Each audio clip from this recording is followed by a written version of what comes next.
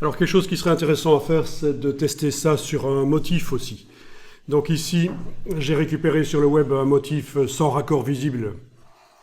Et après l'avoir modifié, vous le voyez, tout en couleur, évidemment, je l'ai transformé en 2 niveaux et j'ai mis une courbe de transfert de dégradé.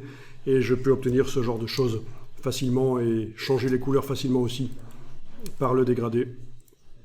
Ça, c'est quand même assez sympa, ce genre de choses. Est-ce que les motifs sans raccord visible, on avait vu ça? Ça vous dit quelque chose? Les seamless patterns? Oui, ça vous dit quelque chose? Ok. Pour ceux qui ne se souviennent plus, je vous montre rapidement. Là, je vais fermer l'image. Voilà.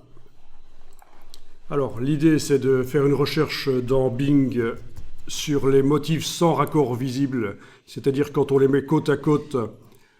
Évidemment, j'ai pas écrit comme il faut, c'est ER, voilà. Seamless pattern.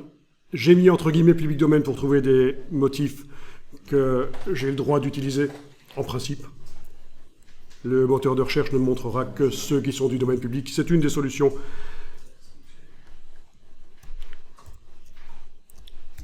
Ok, alors, je vais tester avec éventuellement un autre ici.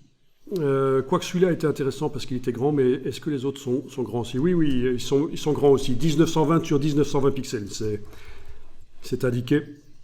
Et donc ça, c'est intéressant de voir que si on l'utilise tel quel, ça va poser problème. Voilà. Donc j'affiche l'image du motif sans raccord visible. Je l'enregistre. Voilà. Alors, regardez bien, si vous vous souvenez plus surtout comment ça fonctionne. J'ouvre dans Photoshop le motif. Donc, j'ai vu déjà dans le moteur de recherche que la taille de cette image est 1920 pixels sur 1920. Ça veut dire que si je veux répéter le motif plusieurs fois, il va falloir que j'utilise ça sur une image immense, 8000 pixels ou 10 000 pixels. On est d'accord, hein? Mais je vais faire différemment. Je vais malgré tout l'utiliser dans une image qui ne fait que 2000 pixels sur 2000.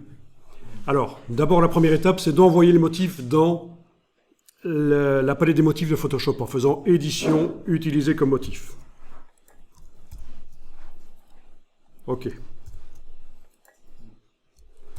Donc on ne voit pas la palette des motifs de Photoshop, mais on a réellement envoyé tout le motif dans la palette des motifs de Photoshop, et aux différents endroits où cette palette apparaît, le motif apparaîtra aussi.